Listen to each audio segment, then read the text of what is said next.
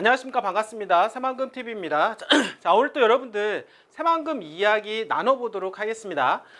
시작하기 전에요. 여기 상단에 보시면 전화번호가 있는데 전화번호에 새만금이라고 문자를 보내주시면 저희가 텔레방 링크하고 오픈 카카오 채팅방 링크를 함께 보내드리고 있으니까요. 여러분들께서 많이 참여하셔서 새로운 정보, 실시간 정보를 받아가시길 바라겠습니다.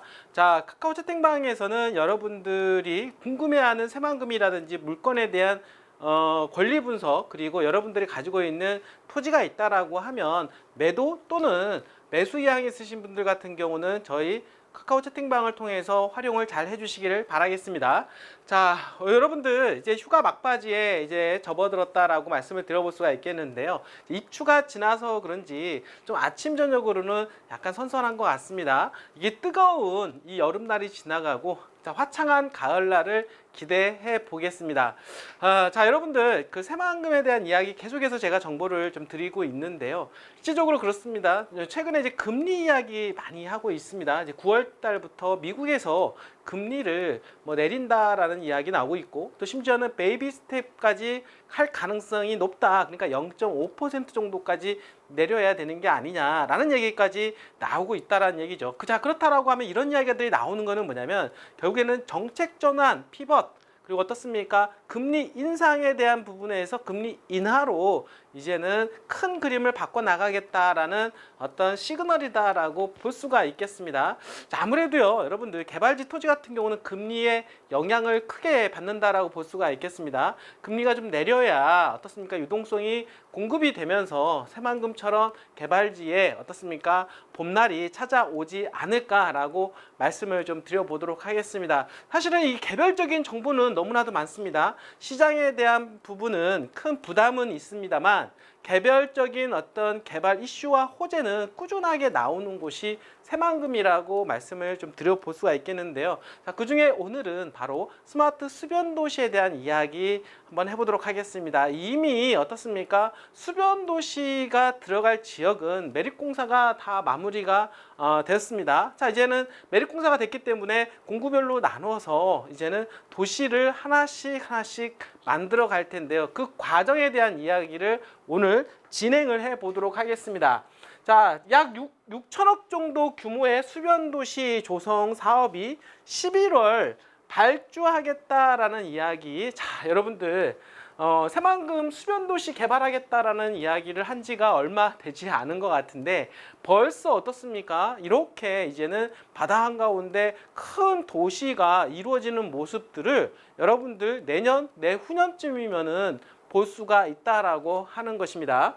자, 7일 날이요. 새만금 개발청과 새만금 개발공사는 이달 안에 국토교통부로부터 대형공사 입찰 방식 심의를 마무리 지은 후 11월 중에 기본 설계 기술 제안 방식에 새만금 스마트 수변도시 조성공사 2309를 발주한다라고 밝혔는데요. 자, 이미 109 같은 경우는 공사가 진행을 하고 있고 지금 이어서 209 그리고 309 이제는 발주하겠다라는 이야기이며 이 두 개 공구 사업비가 한 6천억 정도 된다라는 이야기 말씀을 드려보도록 하겠습니다. 자, 새만금 개발공사는요. 개발청이 추진 중인 통합개발계획 변경안이 10월 중에 승인을 받으면 바로 수변도시 조성 사업에 착수할 계획이라며 사업 시급성을 감안해 11월에는 입찰 공고를 내려야 한다라고 이야기하고 있습니다. 자, 새만금이 어떻습니까? 지금 기본 계획을 바꿔 나가고 있죠. 어떤 차원에서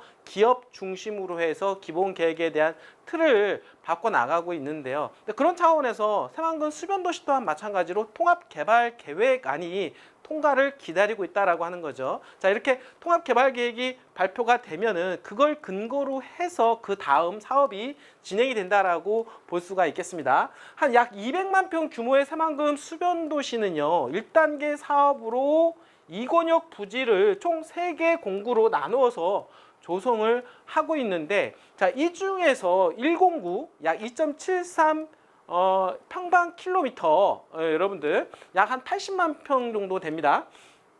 규모 1공구는 작년 초 실시 설계 기술 제한 방식으로 발주해서 남강토건 컨소시엄이 이미 시공 중이고 나머지 2공구는 면적 2.3 평방킬로미터, 추정금액 4,190억 원, 309는 1.5 평방킬로미터 2,068억 원 규모로 추정되는데 바로 이 사업을 어떻습니까? 발주하겠다 이런 이야기를 하고 있는 것입니다. 자, 새만금 개발공사 측은요 8월 달 중에 기본 설계가 마무리되어야 정확한 사업비가 도출되겠지만 일단 두 개 공구의 추정 금액은 약 6천억 원 정도 책정해 국토부에 입찰 방법 심의를 신청한 상태라고 말을 했는데요. 자, 209에는 롯데건설과 KCC건설, 남강토건이 현재 보고 있고 그리고 309에는 계룡건설 산업과 극동건설, 동부건설, 쌍용건설이 입찰 참여를 검토 중에 있다라고 이야기하고 있습니다. 자, A사 관계자는요. 그동안 정체됐던 새만금 개발 사업이 본격화되는 가운데 수변도시 조성공사는 사업성이 나쁘지가 않은 것으로 알려지면서 관심을 보이고 있는 건설사들이 많이 있고 최근에 기술형 입찰 사업에서는 드물게 유찰 없이 진행이 될 것으로 보인다라고 이야기하고 있습니다. 뜨거운 관심으로 기대가 되는 새만금 수변도시 여러분들 상상 한번 해보셨습니까? 2, 3년 후에 그 바다 한가운데 드러날 그 위용 여러분들 새만금 수변도시 어떻습니까? 엄청난 큰 건물들과 어떻습니까? 첨단 산업과 함께하는 그런 도시명 이런 도시가 형성이 될 것으로 예상이 되는데요. 정말 멋지지 않을까 싶습니다. 여러분들 아무래도 거기 그러니까 현재 새만금 산업단지에 들어가는 그 수많은 이제 기업들이 있는데요. 기업들에서 일하는 종사자들 위주로 해서 일단은 특별 분양이 이루어질 것으로 예상을 해볼 수가 있고요. 나머지 잔여 물량에 대해서는 그 주변에 있는 지역한테 분양을 할 것으로 예상이 되고 그리고 또 나머지 분양이 된다라고 하면 일반 분양이 될 것으로 예상이 됩니다. 하지만 일반 분양문이 그렇게 많이 나오지는 않을 것 같습니다. 자, 그렇기 때문에 새만금 수변도시 내에 이런 아파트라든지 또는 상가를 분양받기가 쉽지는 않을 것 같다라는 생각 한번 여러분들한테 말씀을 드려보도록 하겠고요. 그렇지만 어떻습니까? 그 주변 새만금 스마트 수변도시가 들어감으로 해서 미치는 파급력 또한 대단하다고 볼 수가 있겠는데요. 인근 지역에 어떻습니까? 토지에 집중하고 관심을 가져보는 것이 더 현명한 방법이다라고 말씀을 좀 드려보도록 하겠습니다. 자, 오늘도 끝까지 시청해주신 여러분들 진심으로 감사드립니다.